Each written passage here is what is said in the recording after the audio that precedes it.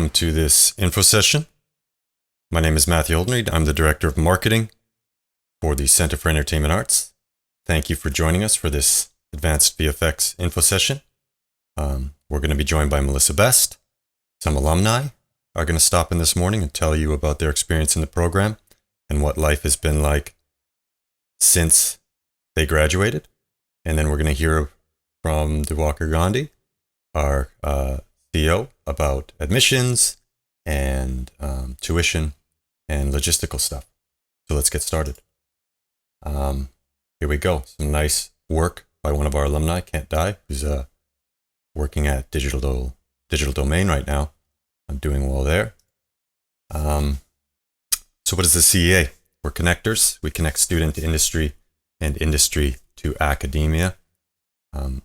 We do that through our instructors, our experienced faculty, a lot of veteran educators, as well as working professionals that have been in the industry for decades and help in a strategic and advisory capacity. We show you what's possible. We bring you in, we show you what the industry is, how it operates, and we get you to kind of zero in on what you're passionate about. And we show you a bit of everything so you can discover your own path and define your own future. VFX, what kind of career pathways or possibilities are there for you? I know Melissa will talk about this later, but as you can see, there's lots of jobs here.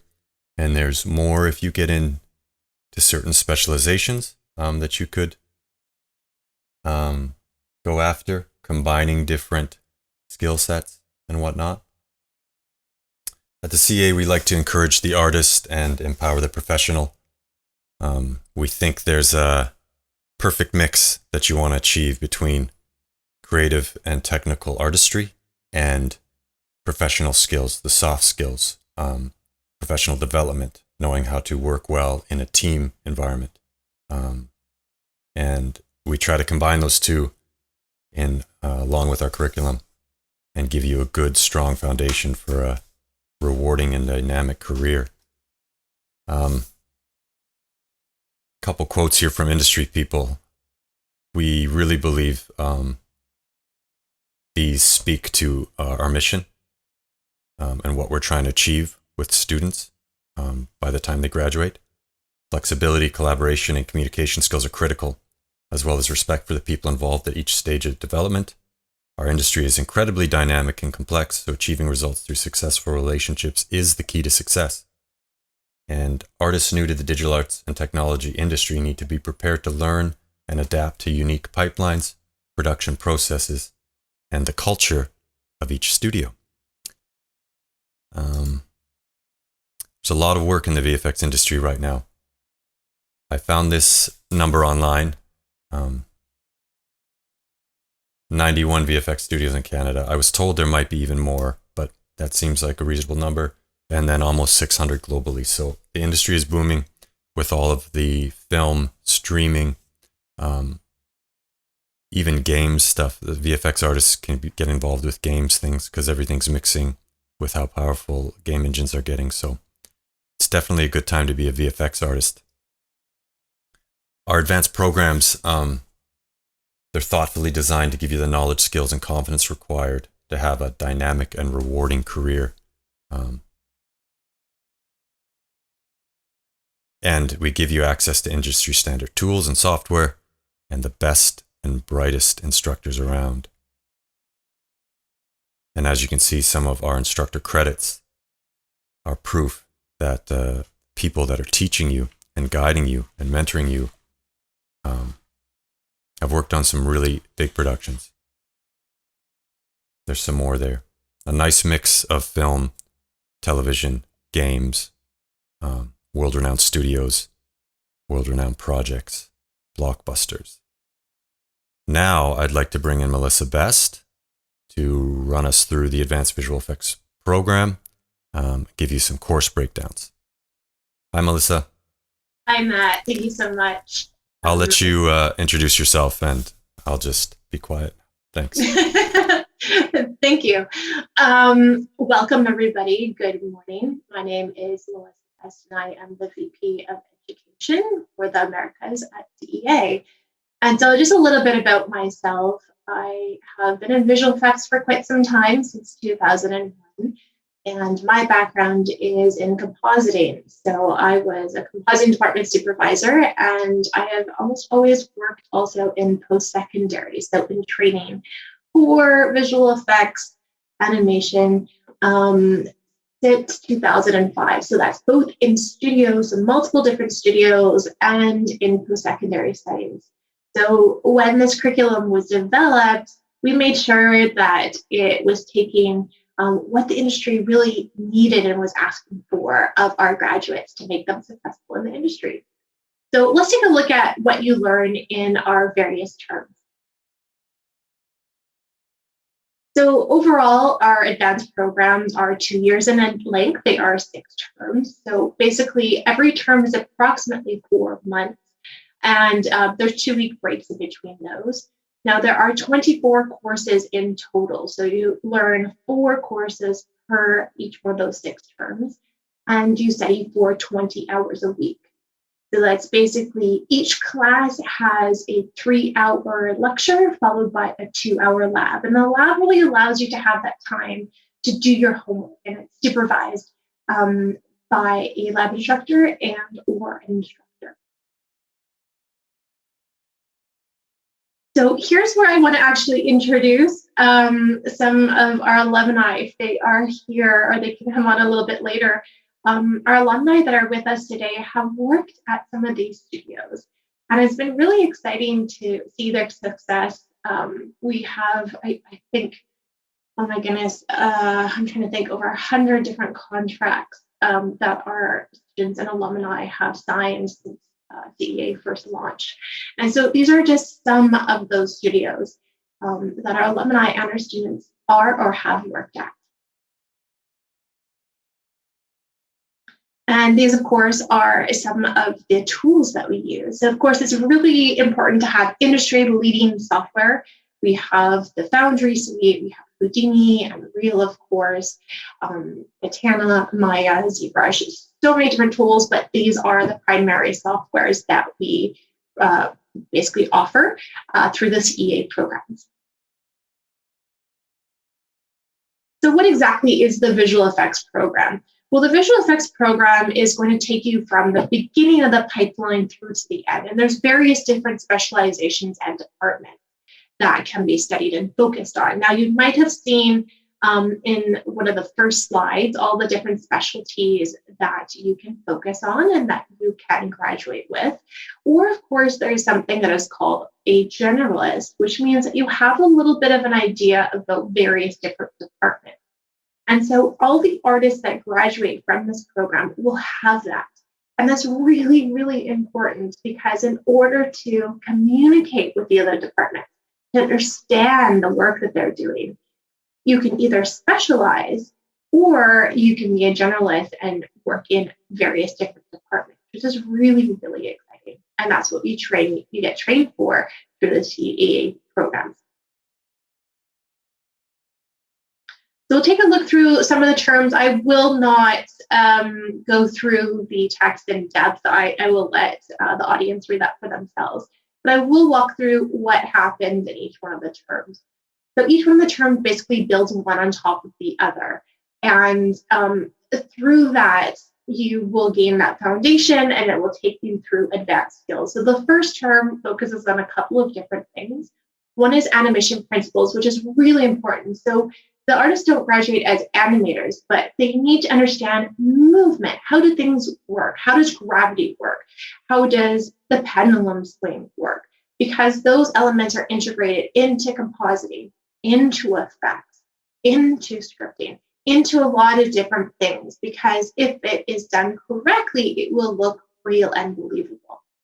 Cinematography is very important as well. It sets the foundation of your entire shot. So each one of the shots that you work on has to have great framing, color, composition, flow. It's really important. So it's all about setting those foundations in term one. Photography is another really great one. So photography, students will start with DSLR principles. So basically learning about frame rate, lenses, and all that kind of thing. And then it takes it into the digital realm. So how can you use those skills and techniques in the 3D space for lighting and setting up cameras? And of course, introduction to 3D is very important as well, because 3D is Maya. It is the 3D software packages that are the foundation of a lot of things in visual effects, from modeling to animation to 3D projections. So next we'll take a look at term 2. Term 2 builds on top of term 1. Data acquisition is incredibly important. In order to film something, in order to produce it, a live action play, you need to understand how to film it correctly, how to gather that data acquisition. And so the industry is asking for this. We are one of the few programs that offer data acquisition this much in depth. And the studios really, really love it, because then the artists come in and they understand those principles, and it makes for better shots and better final projects and products. Introduction to compositing. So this is offered in Nuke. So those of you that are new to compositing, I like to call it Photoshop in Motion, although it's done in a software called Nuke. So it will allow you to work with live action plates, and eventually we'll add CG elements to that as well in the more advanced programs. Some other different courses, so of course, pre-production, production, we're taking the cinematography principles, all the stuff that we've developed, all of the different projects we've developed, and we put it into motion. Now you are filming. You are filming plates in a group project, all the stuff that you learned in your data acquisition class. And you are putting together a short film with visual effect, your first visual effect shot.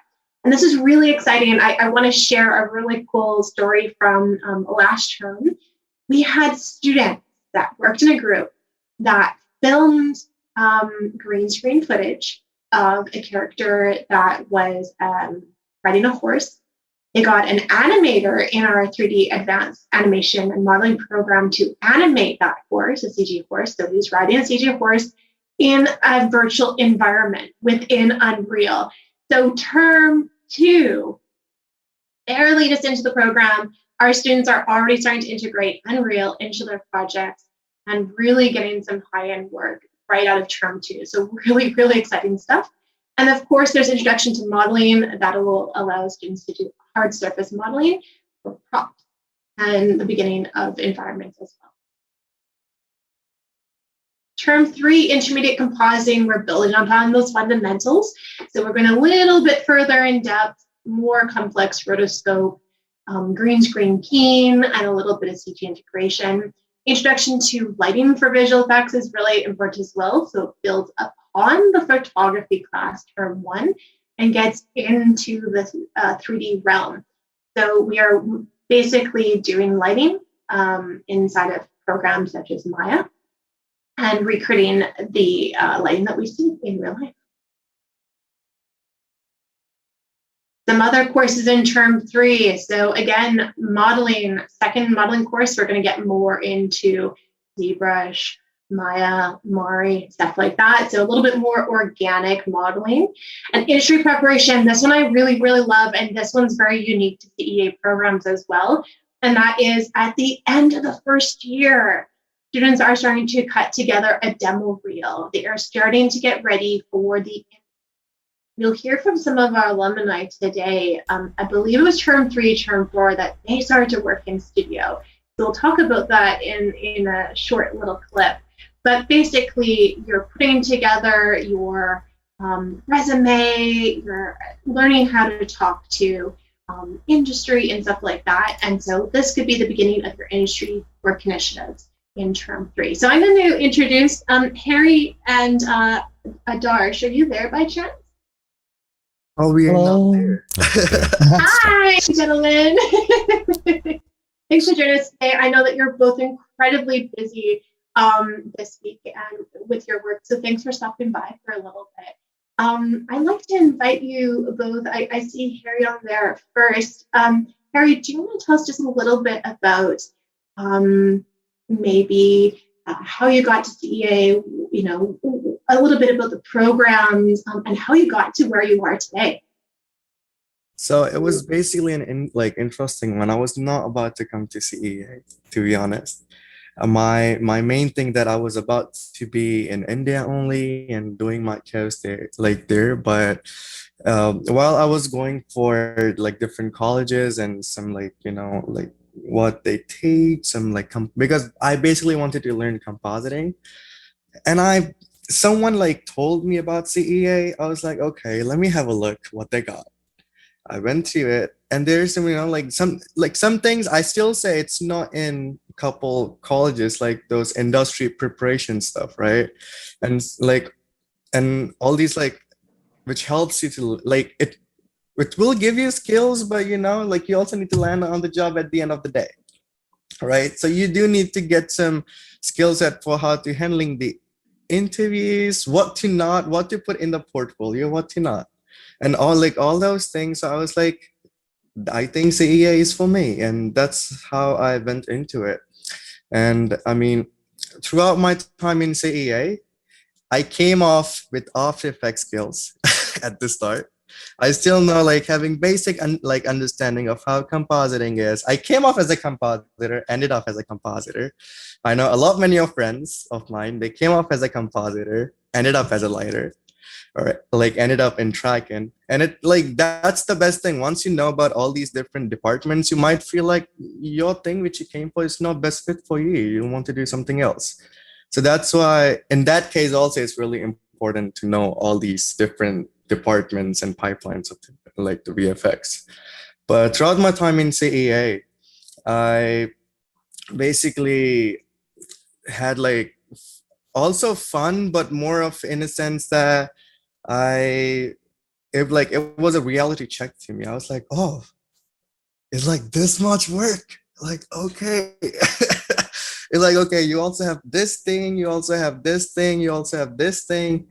And I'm like, now, it makes sense how movies are made. It makes sense how those big shots can be worked upon. And that's based I after being here, I got the understanding and the logic of, if I have to make a shot, how can you start, how can you do it, how can you disintegrate that within the departments, be what work you have to do and what work you have to put on the others so that people can do it for you. So yeah, and I think that's the thing which helped me to also to land on the job also, I will say, because first of all, came off with a nice reel. Everyone.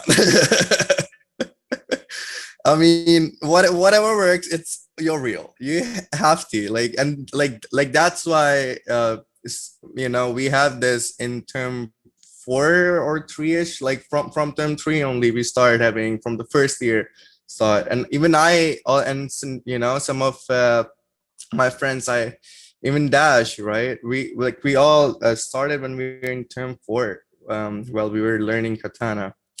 So it's great experience, while being in college and also working. It's a bit of a hassle, but it's fun. That hassle is fun. So it is nice when you can be in the college and also have a part-time job in the industry and work upon there, and also learning your skills from the teachers that time, and also talking to the supervisors of you in the industry, and they giving you notes, and you'd be like, I got my assignments for today. But that's why you need lab time. You have to do assignments in the lab time. I don't think that you will have time to do shit after after lab time, but in lab time, yes. But I think that's basically it for the things with me. I think Dash got some couple more cool stories. I feel he's already smiling. He's like, I can't hold it. No, you summed it up pretty well. Hi guys, I am a lighter and compositor. Just like Harry, I started working in the industry right out of term 3, in the beginning of term 4. We just started learning Katana. Katana is another lighting software that is more focused on just lighting, unlike Maya. Maya, I'd call all-in-one. You can basically do everything in it. It's pretty cool. I still love Maya, but Katana is widely used in the industry, and that's at the time, both of us, we were at Bardell, and that's what we were using. And I remember like we're getting trained at work for Katana because we'd never used that before, and we just started learning it term 4, and it went hand in hand. Like we'd get an assignment at work and be like, hey, you need to figure this out, and then we'd be at like class and we'd ask our instructors like, hey, very vaguely, can you explain how to do this? And then he would go through the whole process, and it made our lives much easier. Like, so CEA for most of us, it started as like everyone comes in, it's like a hobby, and then CEA turns that hobby into a career. We come in having a vague idea of what we want to do. I remember when I joined, I was like, animation, that's where it's at. That's what I want to work. I had no idea what went into like making an animated movie. I thought it was just like moving a bunch of puppets and that's it. You find out about all these different parts of the pipeline where you learn like, oh, you could be a modeler if you like making things. You could, if you like texturing and that's all that you want to do, you get into look dev or surfacing. And a lot of us like term early on, a lot of people started gauging what they wanted to focus on. I would say everyone who graduated, at least in our class, could work as a generalist because we did everything we had to. And that's really cool because, as Mel said, it is very easy to communicate within departments because you know the amount of work and hard work that goes into like animation. You don't take it for granted anymore. You know how difficult it is. Term 1 is, I think we had 2 courses, which we had animation, and we struggled, but in a good way at the end. Even like animating cameras, we had all the principles in our mind and we were like, okay, we're gonna ease out here. And then Bruce, who for us handled the like pre-production and like helping us put our reel together and put our final projects together. He gave us a bunch of inputs as well. And it just like when they talk about like the animating stuff, if I'd never taken the animation course, I would have no idea what they're talking about. And you'd just be like, hey, like, can you break it down? But it's very easy to understand just because we had that knowledge coming through. I remember term 1, a bunch of us had no experience in 3D. We had no idea what we were doing. Photography class was like the easiest because we knew how to use a camera. And then out of nowhere, I remember term 1 ends and then everybody has this really cool like gun models. They have a short film, a Western. And then like by the end of term 3, everyone has a reel together. I think 40 to 50% of our class was already working part-time after term 3. So term 4, 5, and 6, we were working part-time while doing school. And I remember term 6, right? Like before everyone graduated, almost all of us had like jobs secured, and we were all super happy with what we had done in our 2 years at CEA. I remember, like Harry said, well, when we first started, lab, like compulsory lab, seemed very daunting. We're like, oh man, we have to be in a lecture for 3 hours, then we'd stay back for another 2 hours. And then we realized like, hey, if you didn't have the lab, like the support that you have in lab of your peers and also the instructors that stay back and help you with your assignments, any doubts that you may have and you might have had in the lecture and you never cleared that out, that is when we worked on. And lab was the magic hours. That's where everyone was on a call together trying to figure out how to get it done.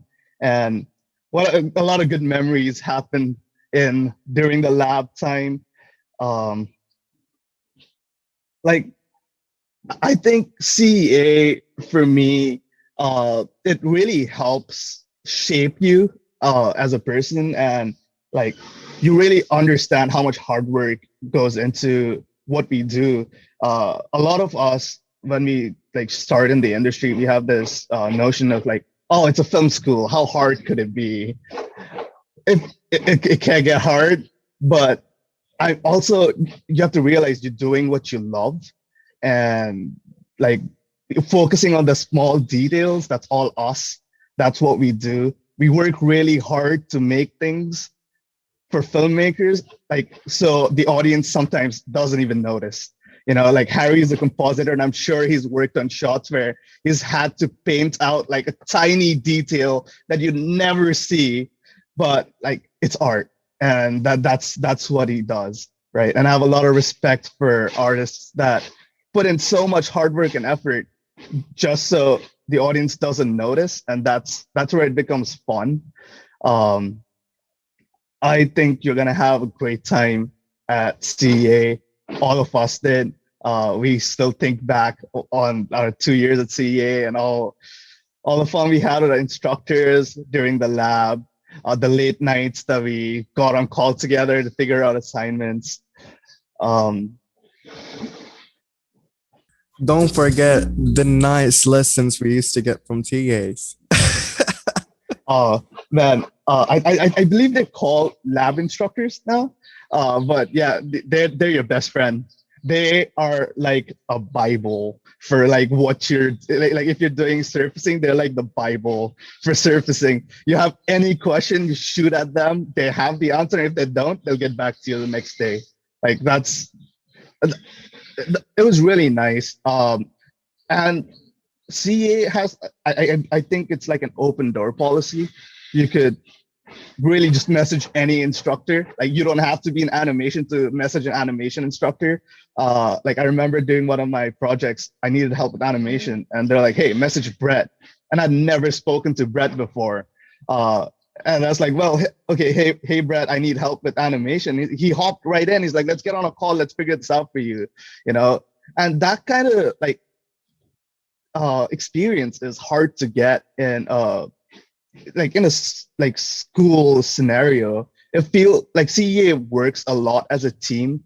Like everyone is your team, they peers, and everyone pushes each other to the hardest. I don't think I would have the quality of my reel that I did if my peers didn't push as hard. Like I remember doing reviews, I'd see Harry's reel and I'd be like, "Oh man, I need to step it up. I need to be like slightly better." And then you keep pushing, and then you help each other out. Harry would like look at my reels, like message me pointers, like, "Hey, have you considered trying this out?" And I'd message him. Like we'd have diagrams and like paintings. It's like, "Hey, you could add this to this." Oh, it was so much fun. In the industry, like when you first move into the industry, there's something we call imposter syndrome, where you feel like you're not good enough. Or you're like, "Oh man, shit, everyone knows so much more." And CEA helps minimize that by a lot. Like as soon as I started, I kind of knew what I was doing. Like you don't, like, of course, you're not a pro, like you're not like a lead. Like when you start as a junior, you're still understanding the pipeline, but you understand everything they're talking about. You understand what they're looking for. So you feel like you fit in. You're trained to be at a work environment. I know a lot of like schools, they train you for making a quick reel, but nothing goes into making you feel like how to work with the team. We had a bunch of team projects that really helped, where people will hop onto different departments, and it was just overall a great experience. Everyone I know that graduated with us and before us, they're killing it in the industry. Everyone's doing great. I've heard only good things about CEA students. Like I know, like in certain teams, they're like, "Oh, do you know Uha? She's in animation." I'm like, "Yeah, oh, she's killing it." Like it's always great to hear that everyone is succeeding and everyone's like pushing so hard. I know a bunch of people have really cool jobs lined up. I won't speak too much about it. It's not my place, but like people are making big moves, and it's really fun to see your peers like succeed. I think that's about it for me. You could have my email or LinkedIn, and feel free to reach out if you have any questions. I'm more than happy to help you out. Yeah. I feel like Dasher having notes down there and looking. Oh, dude, It's like, always. Am I not missing? Yeah. have points. I always do. Or else I would go on forever. Someone will have to stop me, you know? No, we really appreciate, and I could tell that everything that you both said today really came from the heart. I know that it was so incredible to work with you both and your teams, and I've seen the progress that you've both made in your class and other alumni have made. And it's so exciting to see, and it's exciting to hear you talk about the lingo and all that kind of stuff. And like you said, you kind of set the bar for yourselves, right? And I got to meet a new bar, a new quality bar, got to. And yeah, your graduating class looks absolutely awesome, and look forward to seeing the next graduating class to see them reach and meet that bar as well. So awesome. Well, thank you so much for joining us today, gentlemen. I know you're incredibly busy, so thank you so much for your time and just for sharing your stories with us today. Thank you for having us. Thank you. This is great. Thanks a lot. Melissa, can you hear me? I can, yes. Yeah, we might as well play Adarsh's reel. We had it queued up, so let's play that now. Rise, Adarsh. Thank you.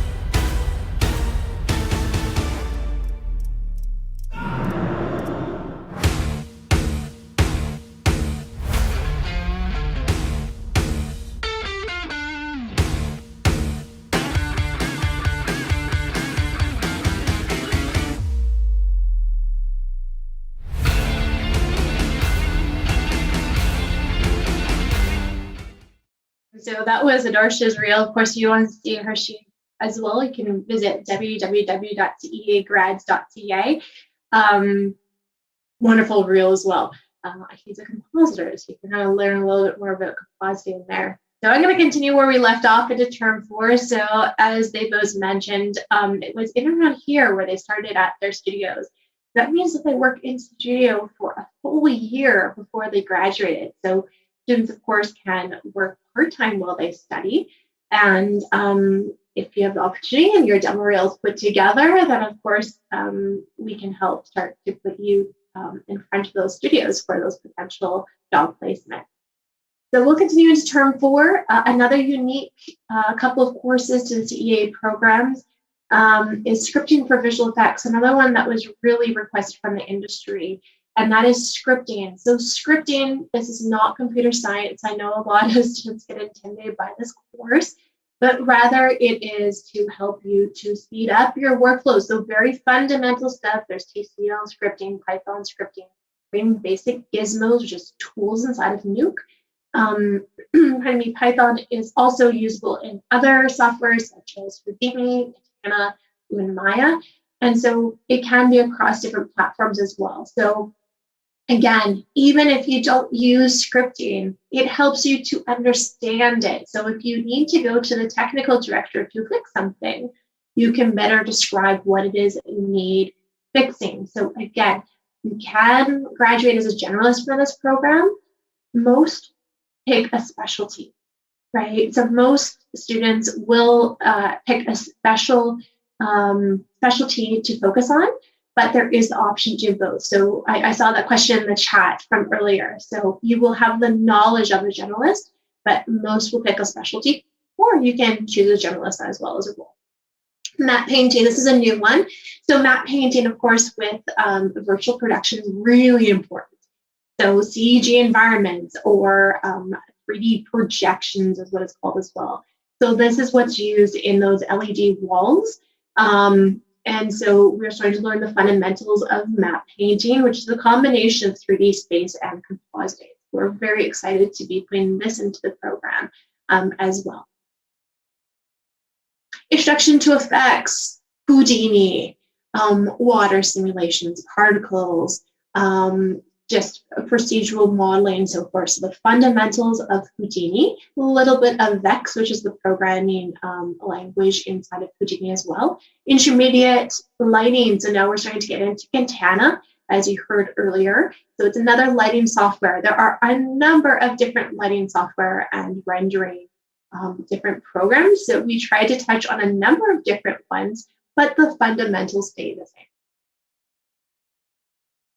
Term 5, again, another exciting one that is unique to our program, which is 3D Match Move. So all of these support each other. 3D Match Move, we were finding that a lot of reels don't have a lot of match move, which means that you can't have a lot of camera movement in live action footage with CG integration.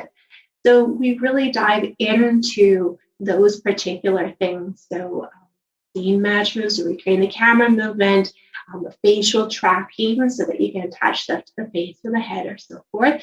So a full course in that. So not just the fundamentals of Nuke, but you can graduate as a match move artist, which is, again, very unique to this program. Advanced compositing, so again, we're taking this to the advanced level. So more CG integration, proper color correction, getting those fine details with the edge integration. So all the stuff that we need to take it to look like it's final, as they call it in the industry. Intermediate effects, so we're continuing in Houdini, more fluids, basic grooming, so basic fur stuff. And so again, trying to recreate things from reference, and advanced lighting, again, looking into more different software and more advanced lighting and look development techniques. Term 6, I love Term 6. Term 6 brings it all together. It is 100% focusing on your demo reel. So as you heard earlier from Maharshi and Adarsh, this is something that we've been thinking about since the end of the first year, but this is where we put it into practice. So we are polishing either a combination of existing shots and new shots. And basically we're following a production pipeline. So we have 3 to 4 weeks to complete a shot. You are using things such as Shot Grid, which is an industry standard software for scheduling, for learning what all of your different tasks are to complete that shot. So very much replicate production in studios. So this is where the lingo comes in. So as you heard earlier, there's a smooth transition into industry because the students are used to that workflow, to that pipeline. We work on 3 basic shots, basically in Term 6. So that's in the pre-production, production. And on the next page, I believe it is post-production, so production finals. There we go. So those 3 classes focus on your demo reel. And the 4th one, of course, that portfolio brings it all together. Is your demo reel together? Is there any typos? Is it looking polished? What skills are you going to apply for it? Your resume and everything, is it all complete and ready for industry? And that's it. So here's some examples of some student work. So here's some lighting shots that was created by one of our students. Car model, of course. I mean, this is plate integration. So this one was really fun. Basically, the actress was shot on a green screen. We did rotomation, where I should say it was an artist that did rotomation, which means that we had to create a CG character that moved the same way as the green screen character. The cockpit was a design, concept design, and model textured surfaced by artists at the CEA. And then, of course, each individual student did their own lighting version of it. The GUI graphics is the graphics up front, and the final CG. This is another one. This one is primarily a compositing shot. So again, a live action plate with a number of different elements, tracks, and integrated into it. This is a full CG model. This is incredible. So this one was modeled, textured, surfaced, and lit by this one as well. So this is, I believe, a CG scene. It might have been out of Unreal. I can't say for sure, but it was a CG environment that had a CG reptile basically integrated and lit the scene, and of course animation as well. This one's an effects shot, so effects fire, which would have been done out of Houdini. There we go. So this is just an overview again of the different roles. So it does look overwhelming. Some of them are more, I would say, predominant than others. So if you look at this, most artists will focus on a generalist, a modeler, a lighter effects artist, compositor. Of course, there's other things such as a roto artist or prep artist, which is the step before compositor, and some other production roles as well, lighting roles. So if you have any questions about those, do reach out. Right, Melissa, can I pause for a second and ask Yeah. you, what advice would you give to students who are confused about which areas they should be working in VFX? They obviously want to start education, but which area they should really be going into? They're really confused about that. What advice do you? So basically, if you're looking at this list and going, oh my goodness, everything on here looks cool, take the program. So as you heard from Adarsh and from Harjeet, one of them wants to become a animator, right? And they went through all these different courses, and you will start to have things that kind of stick out more than another. So you don't have to, from day one, you don't need to know what you want to focus on, because you're learning a little bit about everything. And that's the beauty of it. You want to learn a little bit about everything because that makes you a very strong artist. That's what the studios are asking for, is somebody that's well-rounded. As you get between term 3, 4, and 5, you don't need to pick what your specialty is until the middle of term 5. So you have lots of time, over a year and a half, to decide which one of these calls out to you. And if you're still struggling to figure out which one is your calling, definitely, middle term 5, you can work with a team, and we can take a look at some of your work that you've done in your classes, maybe some work you've done on the side, and help guide you as to what your strengths are. And also, if your heart is pulling you in different direction, and there's one that maybe you're not as strong in, but that's something that really calls to you, we can help guide you as to how you can successfully do that. So it's an open door. Just like our alumni said today, we're here to help. We understand it's very confusing, and they were confused as well. Most students will change their specialty favorite multiple times throughout the program, and then they settle on one a little bit later in the program. And that's just part of the process. Melissa, can I jump in for a sec? Mm-hmm. Yeah, and another thing to think about is, say you have a dream of being a compositor, you just know it, you're passionate about compositing, or you're going to be a generalist or something, and you have a clear vision for your future. If you see a job as a roto artist or a prep artist or a match move artist, take it. You'll get in a studio, you'll be surrounded by career professionals doing your dream job, you'll be able to talk to them, you'll be able to find mentorship from them. And a roto artist or a prep artist or match move, the technical skills they learn that are crucial to the pipeline are super key to a generalist role or a compositing role. And in compositing, you end up doing a lot of that work anyway on the fly. If you don't have the right plate, or if something comes up or somebody wants to add to a shot, a lot of times it's the compositor that has to go back in and make those changes on the fly. So take the job, get in the studio, and don't be too picky. That's all I wanted to say about that. Yeah, no, I can't agree more. So basically, you learn a lot when you're in school, and then you continue to learn when you're in the industry. And what's really great about learning all these different things, especially if you go to a smaller boutique studio. One day you might be doing compositing, and all of a sudden they might say, oh, we really need this plate match. I wish I knew somebody that could do it. And you can be like, me? right? Or I really, we need simple lighting on this shot. I guess we're gonna have to outsource it. And you can say, no, I can do that, or let me give it a shot. And that's what opens a lot of doors. So having that diversity in the skill set, yes, normally somebody will be gravitated towards one or two different areas, but having that knowledge is just so important and is just such an added bonus. And we talked about other things like scripting. Maybe scripting isn't your thing, but because you have an understanding of it, again, you can help. And you'd be surprised when you might need some of those. I'll say one other thing. And from my experience, just when we were doing video game cinematics and we had to do mocap face tracking, instead of building out a whole team and trying to find people that spend their whole lives tracking facial data, we just used animators from another project and we trained them in 2 or 3 days. And then they did a couple months of face tracking because there was so much to do. And they learned another skill. And it's these type of things, to be flexible and to be a team player, super key in everything we're doing.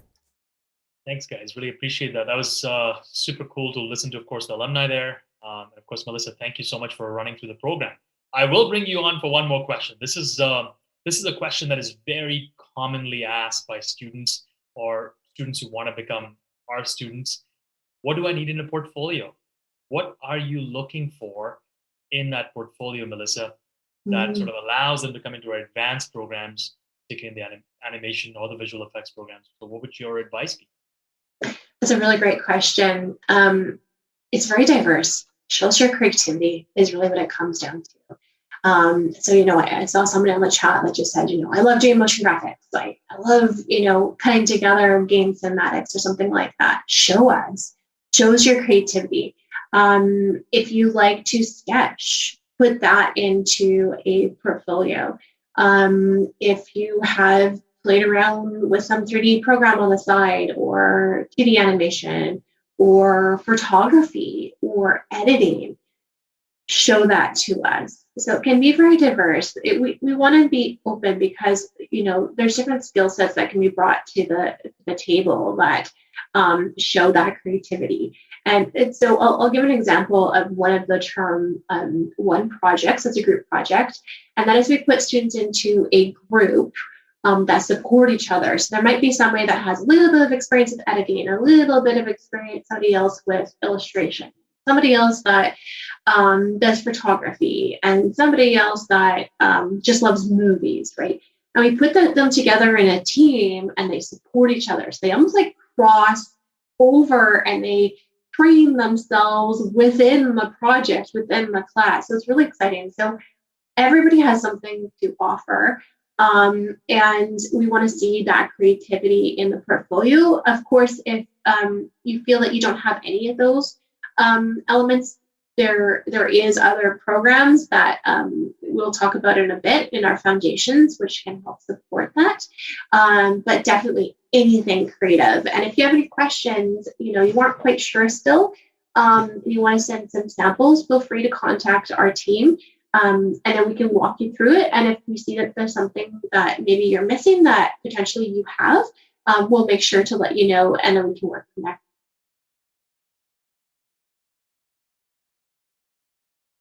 Thank you, Melissa. That was awesome. Really appreciate that. Actually, I want to go back to that one slide quickly. That takes care of the portfolio piece. Of course, you know, those students who are looking to come to us, you do have to have high school completed as well. And many of you may have already completed college or university degrees as well. So we do accept students from various different backgrounds. So again, portfolio, high school, university, college degrees, all of that is accepted. Do send that over. We're happy to take a look at that as well for you. All right, moving on.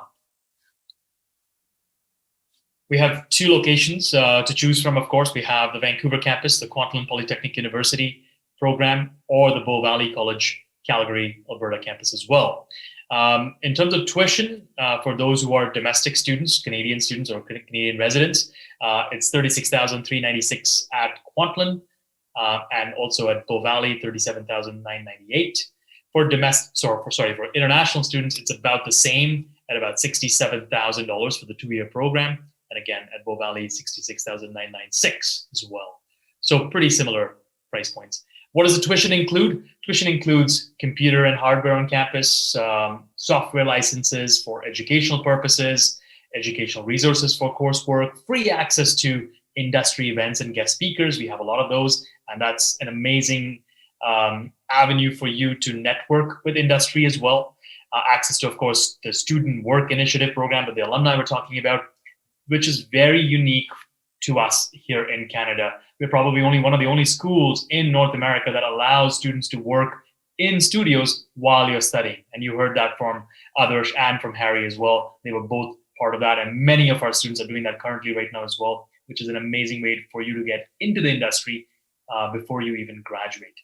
And of course, the networking and mentorship from the industry insiders as well. We bring in mentors who sort of help you complete your portfolios, your final demos. All of that happens at the end of the term, at the end, I guess, term 5 and 6, somewhere there, so that you're working throughout with the industry as well. And of course, the graduate showcase website, the artist promotion, the marketing of your portfolios as well. We invite all major studios to come and watch the grad show that allows you to showcase your work to the studios as well. So there's a lot of different options there for you as well. Those students who are looking for scholarships, we of course offer scholarships at both locations in Vancouver as well as in Calgary. So again, scholarships are very much determined by the level of your portfolio. So Melissa and her team, when they look at your portfolios, they determine how good your portfolio is and what type of skill sets you have.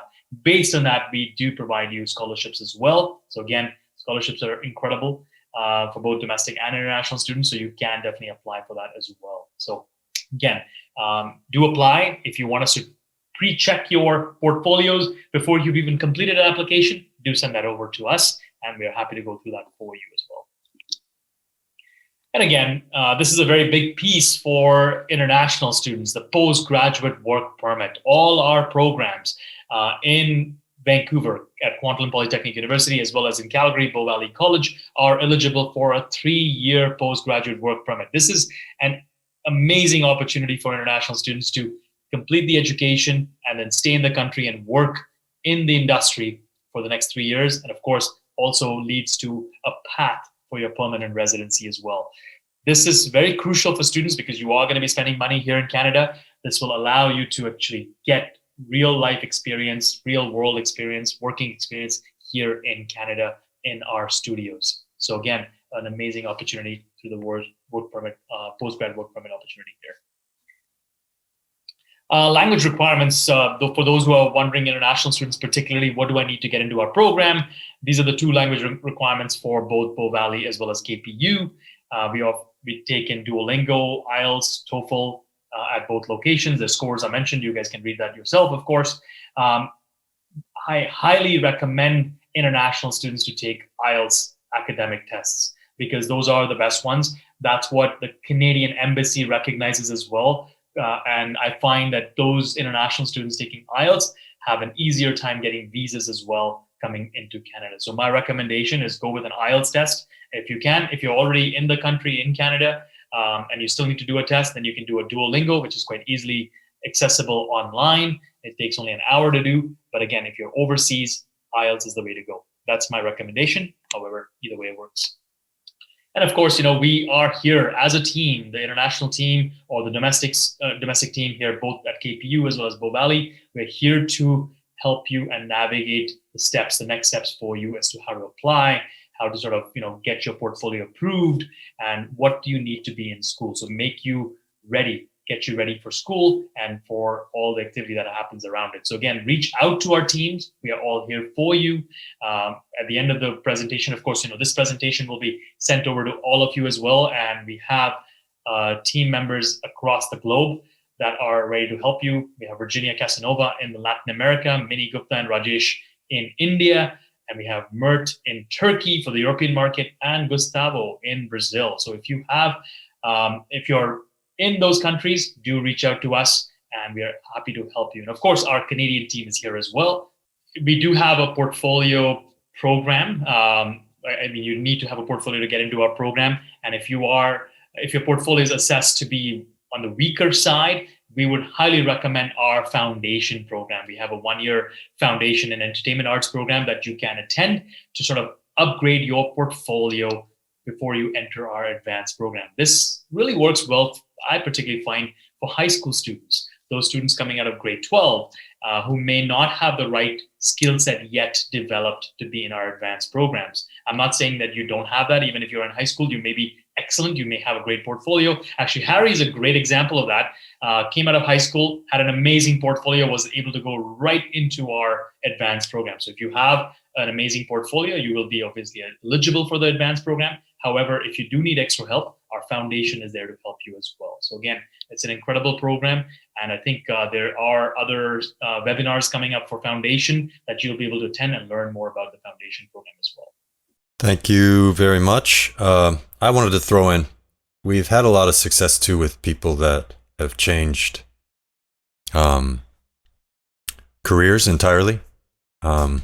Lawyers, television executives, medical researchers, people with degrees and other things that have that want to get into VFX. They do really well because they're good students already, and they have gone really far in another field, and then they get into this and they get to mix something they're passionate about and use all the tools that they have from education. So if you're considering a career change, definitely worth looking into.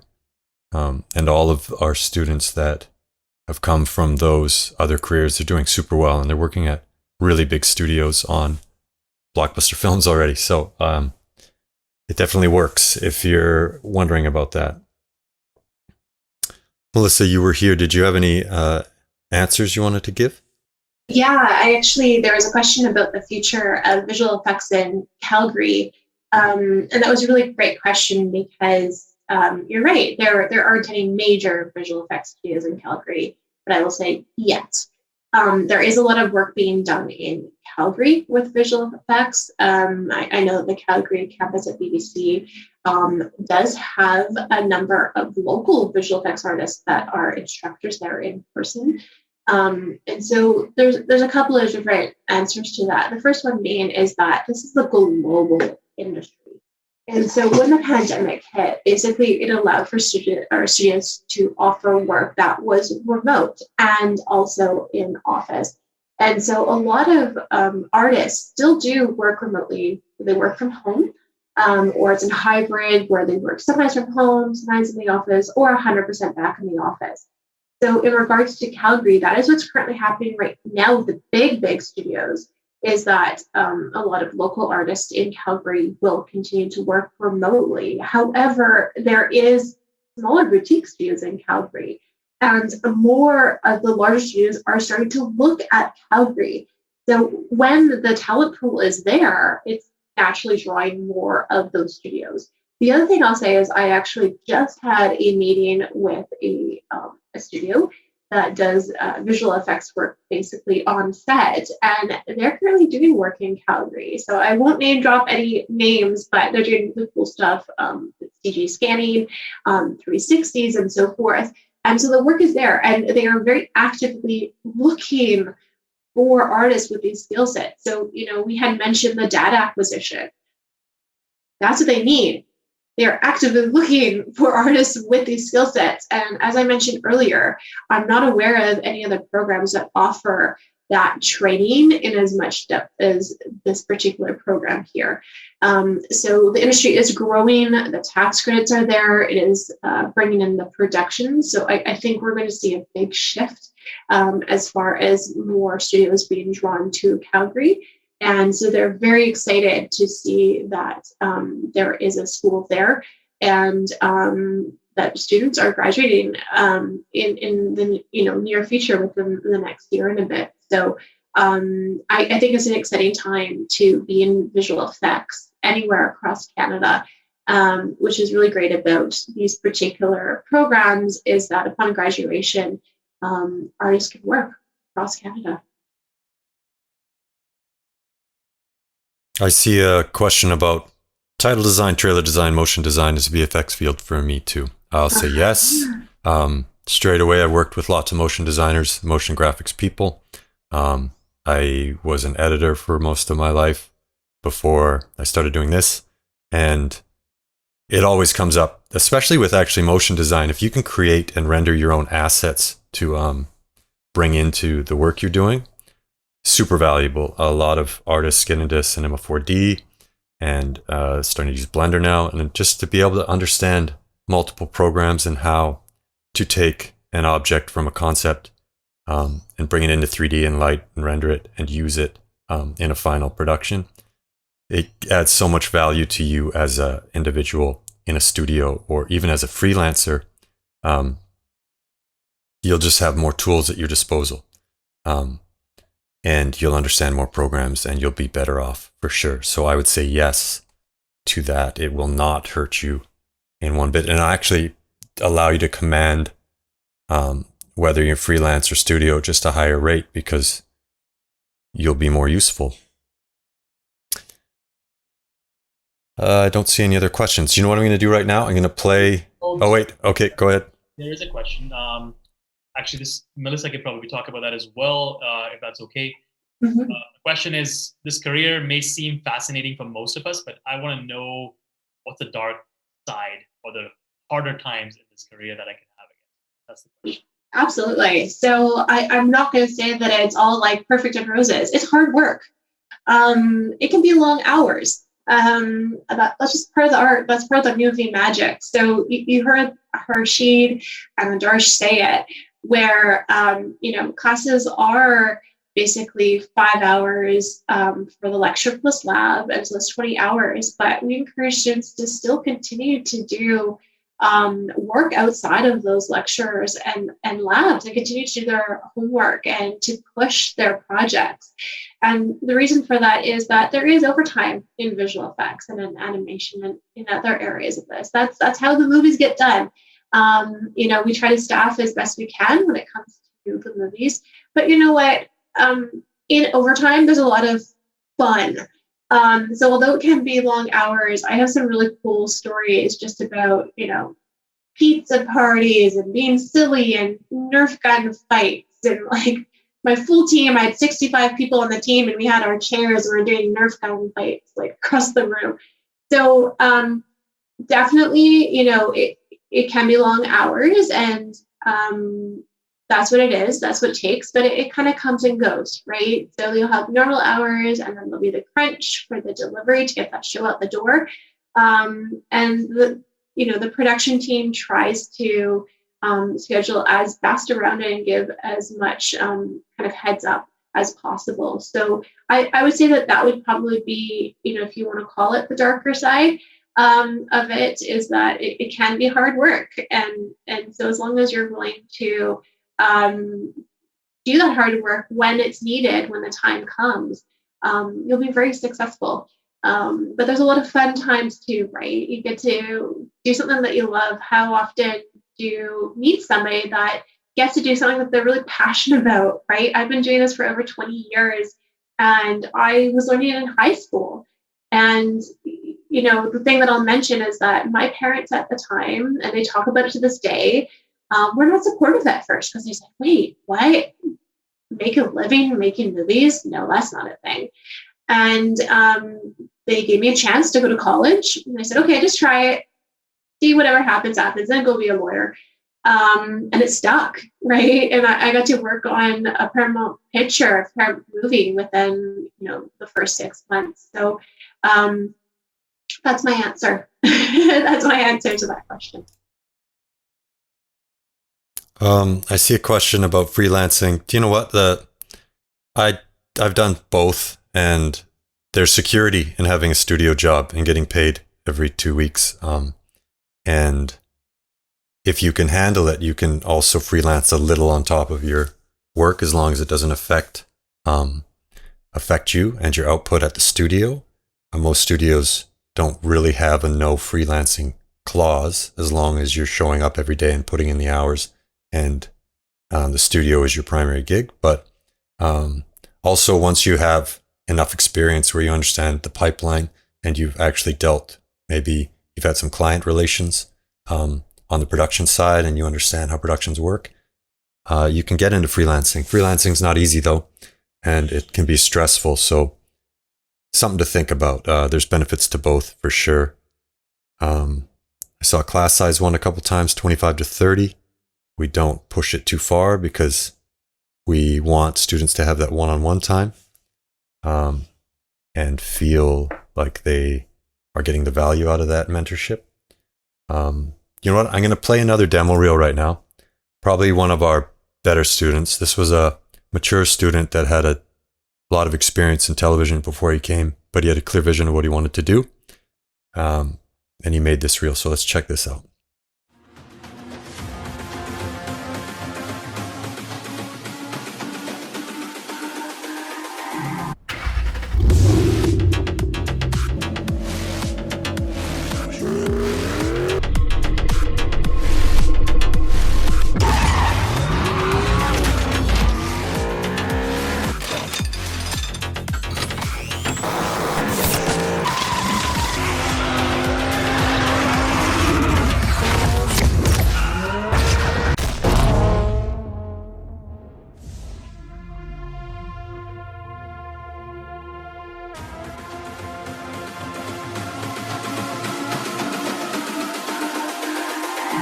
It's all about humanity.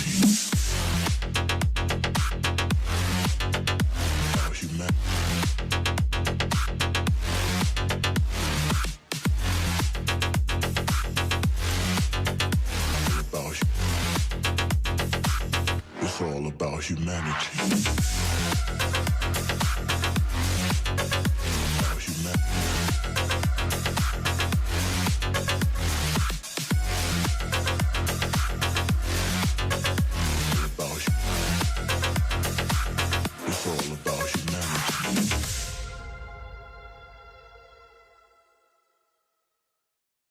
So as you can see there, Kent, who's now working at Digital Domain, very talented guy, very serious guy, and not serious actually, super nice.